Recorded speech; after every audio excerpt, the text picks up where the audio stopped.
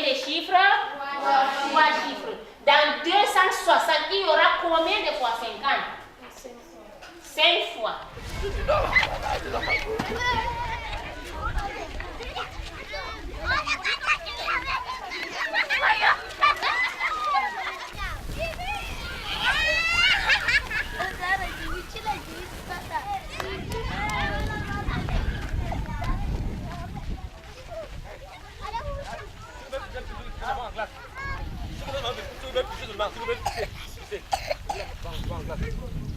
Allez. Allez en glace.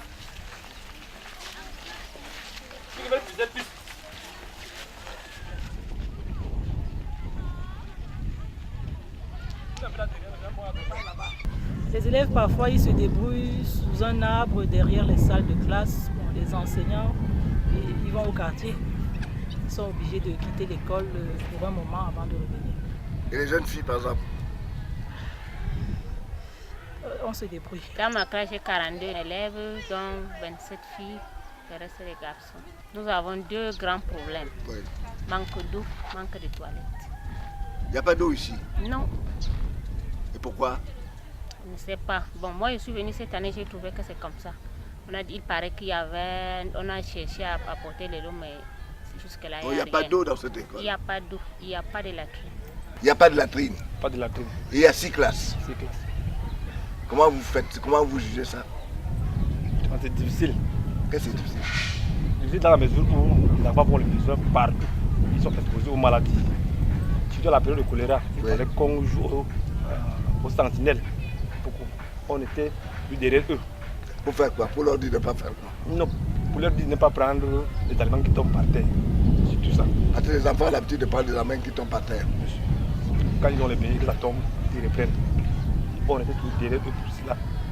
Parfois, quand ils vont au quartier, ils se mettent à l'aise, ils ne reviennent plus. Ah bon, hein? Pas facile. Surtout pour Surtout les jeunes filles. Il y a des grandes filles déjà, beaucoup moins d'eux. Oui. Quand elles sont en période, elles vont à la maison. Elles ne reviennent donc qu'après la menstruation. Ah bon? Oui. Déjà, l'enfant a honte. De 2, avant, se dit que si elle vient à l'école après la période, avec les règles, parce que c'est celui-ci, il faut qu'elle soit à la maison, que tout guérison avant de revenir. C'est un peu difficile. Ah bon? Difficile. Mais ce qui est bien, c'est que ces filles se confient à nous. Elles nous disent. Elles viennent vous dire qu'elles ont des problèmes? Oui. Et vous ne trouvez pas de solution? La solution pour nous, c'est difficile à trouver.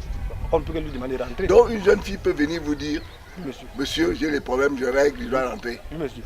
On ne parle de cela, mais on dit qu'elle n'est pas honte de nous. Nous sommes des grands frères, des parents. Quand ils ont des problèmes, qu'elles viennent vers nous. Ça nous trouve des solutions. Et il y en a qui viennent. Moi, j'ai connu beaucoup de cas d'action à venir voir. Ah bon?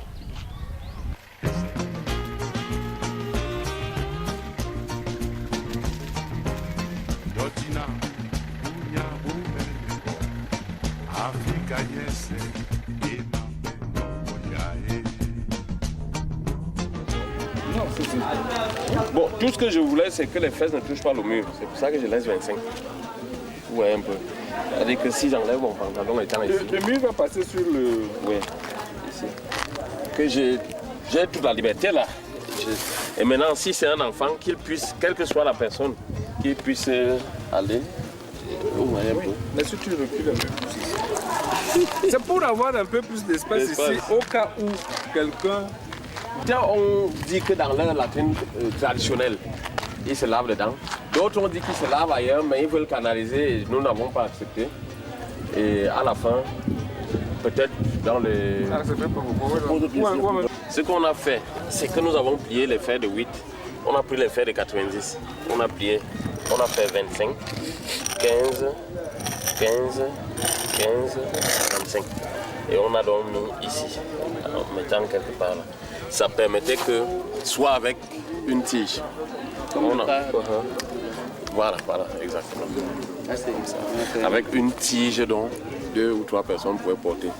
Un peu comme le bras de manivelle. Si la tige est plus longue, 2 personnes. Oui, mais c'est parce que vous voulez comme ça. Moi, j'en ai mis 4 ou 5. Nous devons former les maçons à la construction des latrines. Oui. Parce que le Cameroun s'est donné un objectif de construire plus d'1 million de latrines d'ici 2020. D'accord. Et c'est donc dans le cadre cette stratégie que nous formons les maçons. Et M. Elundu, ici présent, est donc en train de former des maçons. Il a donc commencé par former des maçons formateurs. Et ce sont ces maçons formateurs qui vont donc former d'autres maçons dans les villages.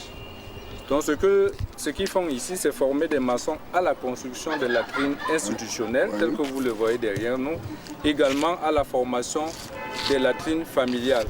Ce que nous faisons dans le cas des latrines familiales, nous ne faisons que donner des dalles aux ménages, également les aider à stabiliser les fosses dans le cas où il faut nécessairement stabiliser les fosses, c'est-à-dire lorsque le sol est très meuble et qu'il n'est pas très stable.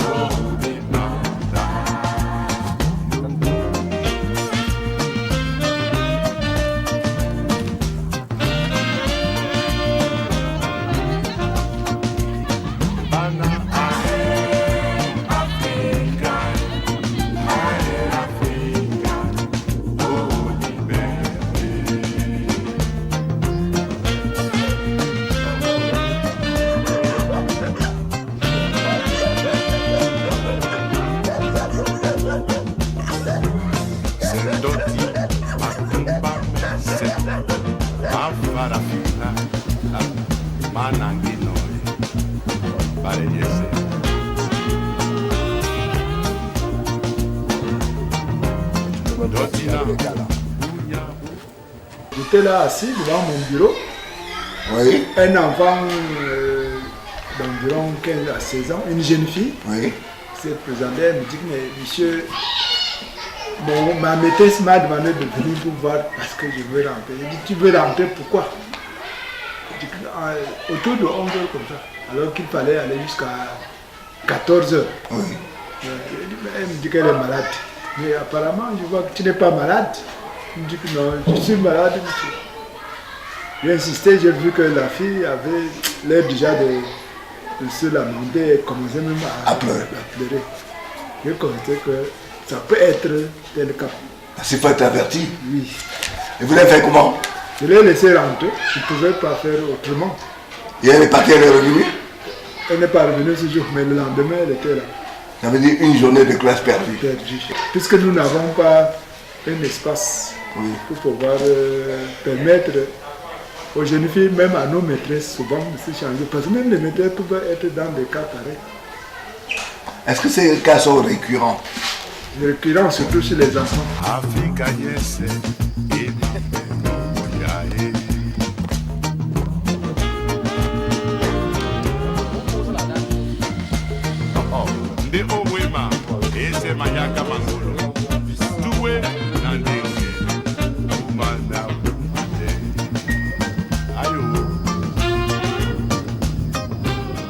Notre rôle, c'est de voir la conformité technique.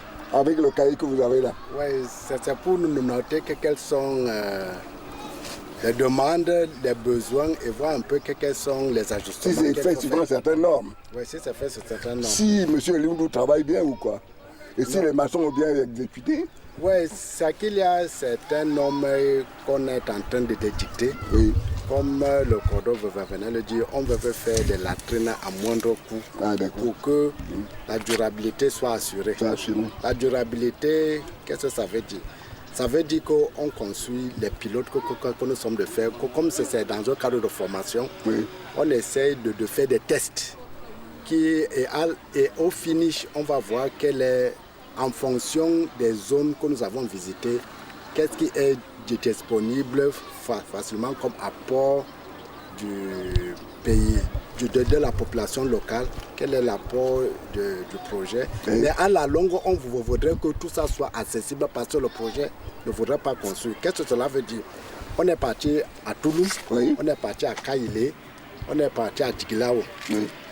Le coût du prix du ciment n'est pas le même à Kailé, n'est pas le même à Djiglawo, n'est pas le même à Toulouse. Le prix du fer, ce n'est pas le même à Kailé, ce n'est pas le même à Djiglao, ce n'est pas le même. Mais ce que nous voulons d'abord faire, c'est d'abord avoir des coûts accessibles en termes de devis de quantité. On sait qu'une latrine, c'est peut-être un sac de ciment, 1 ou 2 sacs de ciment, 2 ou 3 barres de fer. La main d'œuvre va coûter peut-être 10 000. Le coût de la fosse, pour savoir la fosse, va coûter tel. Et ça là maintenant, on va croiser toutes ces données et sortir par zone quel est le coût minimal qui peut être accessible à tous. Donc ce que nous faisons là, ce n'est pas des coûts fixes, mais c'est des coûts expérimentaux. Oui, donc après ces coûts-là, le formateur va nous dresser un bilan à partir de tous ces coûts et on va dire en fonction de tel paramètre dans la zone de Djiglao, voilà ce que ça coûte, dans la zone de Toulou, voilà ce que ça coûte, dans la zone de Kaïlé, voilà ça coûte. Et là, à ce moment-là, on mettra à la disposition de la mairie qui va assurer la pérennité parce que la mairie reste sur le projet passe. On va leur dire voilà ce que, après faire la formation, voilà ce que nous vous laissons. Et ceci en conformité avec le plan communal d'assainissement qui a été fait dans cette ville pour que l'assainissement soit pris en compte dans le budget communal.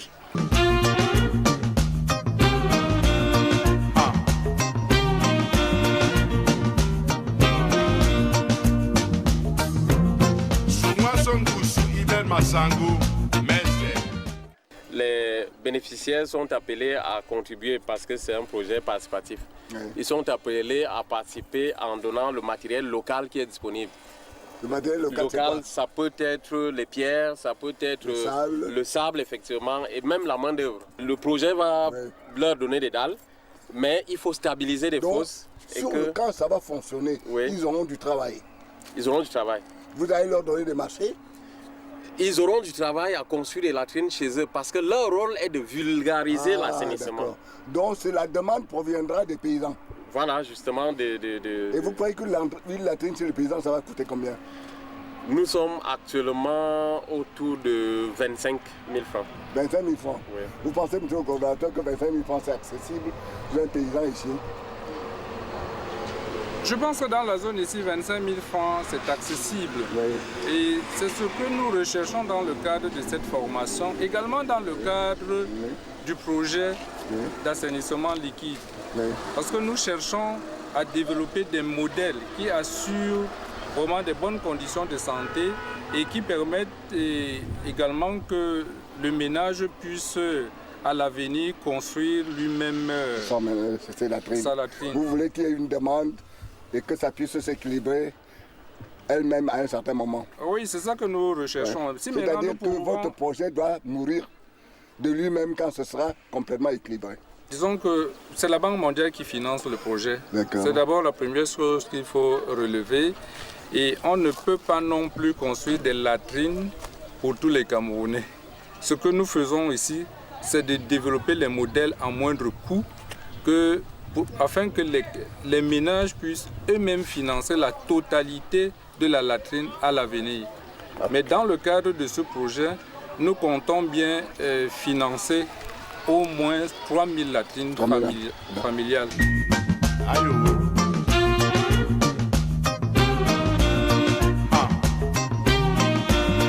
Ça, c'est un grand projet qui est venu faire des ménages dans les familles. Il faut seulement avoir ton sable, le gravier, la participation de 5 000 francs, remboursable. Si toutes ces choses sont prêtes, alors nous allons vraiment commencer le travail. Voilà, avec Chili, Zessan Cameroun, dont l'armerie en Bobéné. Bien sûr qu'ils ont réalisé. Il a fait quoi chez lui? Madame Fille en Bonnet. Fama remettant Yamboy par ma fille, maman. De coulis, de qu'il est gravier. De qu'il est gravier. Il a acheté le gravier? Oui. Et puis quoi encore? Avec le sable. Avec le sable? Oui. Avec le brique. Oui. Oui. T'as accouché hier? C'est bon? Très bien même. Voilà, c'est bon. C'est bon, hein? C'est bon. Il a adhéré avec le sable, le gravier et le parpaing. Oui. Parce que le gravier s'est mis pour bourrer les parpaings. Oui. Bon, si ce n'est pas les parpaings, c'est avec les terres cuites, on demande le gravier toujours pour chaîner le dessus.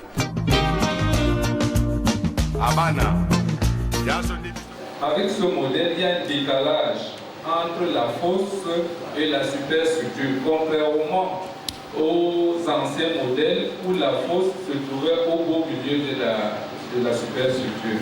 En tant que maire, la tutelle n'a pas arrêté de me rappeler que mon premier travail était l'hygiène et la salubrité. Et c'est aujourd'hui que pour la première fois, le département, j'allais dire responsable au niveau du gouvernement, nous fait découvrir cette stratégie. Je crois que c'est une bonne chose. Dans l'assainissement et dans notre pays, la gestion des boues de vidange est un gros problème. Parce qu'au jour d'aujourd'hui, aucune ville du Cameroun ne dispose de structures d'élimination ou de traitement des boues de vidange. Aucune. Eh bien, je me suis déplacé parce que j'ai trouvé que c'était un thème très important. La mise en place de la stratégie nationale d'assainissement liquide. Il me semble qu'en tant que maire d'une commune rurale, c'était un problème de santé publique très important. J'ai donc tenu à être présent personnellement pour voir un peu, pour acquérir l'expérience, pour avoir les ficelles qui peuvent m'aider à résoudre ce problème qui se pose avec acuité dans ma commune. La latrine canon, c'est comme ça que nous l'avons dénommé dans notre commune, à Yaoundé 2, à la mairie de Yaoundé 2e, parce qu'au cours de nos multiples descentes, nous avons, le maire a institué une journée citoyenne de propriété qui est celle de mercredi. Nous sillonnons, nous ciblons certains quartiers et nous les sillonnons avec les responsables des comités locaux de développement. Et donc, au cours de ces descentes, nous avons constaté que les populations, parce que peut-être la latrine est devenue à bout d'usage, ça veut dire qu'elle est pleine, les gens mettent des tuyaux d'évacuation de la matière fécale dans la nature. Ils vident ça dans la nature. Peut-être quand il pleut, surtout en saison pluvieuse. Dès que la pluie s'annonce, bon, il y a quelqu'un, bien il laisse quelqu'un à la maison. Ils ouvrent le bouchon parce que c'est un tuyau PVC qu'on place avec un bouchon. Et dès qu'il se met à pleuvoir, la matière fécale se met à s'écouler dans la nature. C'est puni par la loi. Yandolo. Oh, regarde-toi.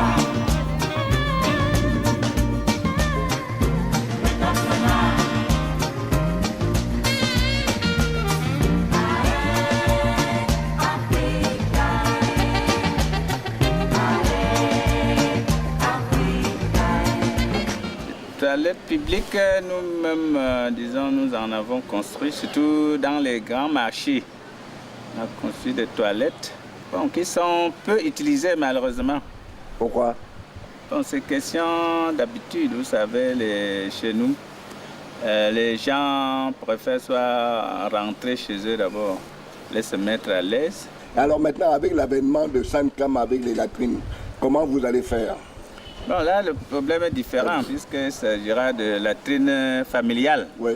Donc, dans chaque concession, bon, les familles qui ont accepté, n'est-ce pas, de contribuer en nature, comme c'est indiqué, n'est-ce pas, auront leur propre latrine. Est-ce qu'il y a beaucoup de demandes? Bon, il y en a tellement. Je pense qu'il faudrait au minimum tripler le nombre planifié. Ah bon? Oui. Et qu'est-ce que vous avez fait comme effort pour qu'on vienne en aide à ces paysans qui n'ont pas d'argent pour le faire? Bon, vous savez, nous avons, la nature nous a doté quand même de certaines matières premières, comme le sable, les graviers, n'est-ce pas, qui pratiquement ne coûtent rien. Parce qu'il suffit de descendre au maillot, prendre une brouette de sable. Les graviers, beaucoup de gens eux-mêmes cassent des cailloux. Bon, ça fait que même si vous achetez une brouette, ne dépasse pas souvent 2500. Donc c'est seulement un problème de ciment. C'est seulement le ciment. Il y a quelques fers. Les fers, oui, c'est là. Est-ce que l'avènement de Sankam a changé la donne en matière de défécation à l'air libre dans votre zone? Pas encore, puisque le projet est en cours. Oui. Donc, mais je pense que lorsque toutes les latrines seront construites, la donne va effectivement changer. Changer comment? Ça fait que bon, beaucoup de familles disposeront de leur propre latrine, beaucoup d'écoles, n'est-ce pas, ou de centres de santé disposeront de leur propre latrine. Il paraît que la coutume joue un très grand rôle, la culture joue un très grand rôle dans ces problèmes de défécation à l'air libre. Je ne pense pas. Peut-être que le Sahélien, comme il a beaucoup d'espace, je pense qu'il n'avait pas, il se disait que c'est inutile d'aller se cacher. On peut aller dans la nature et puis le soleil vient faire le reste, ça sèche. Bon, c'est ça. Est-ce que les paysans sont vraiment, les citadins de Kaélé sont sensibilisés aux problèmes de maladies que cela entraîne, la défécation à l'air libre? Et là, alors, avec le choléra et tout. Très bien sensibilisés parce que nous avons, avec les relais communautaires dont on parlait là, c'est des relais communautaires qui travaillent effectivement avec le ministère de la Santé, l'hôpital, les centres de santé et notre propre service d'hygiène. Donc, de ce côté-là, nous avons, chaque année, c'est des campagnes permanentes, n'est-ce pas, contre le choléra, la méningite, les vaccinations. Donc, les services vraiment font leur travail de ce côté.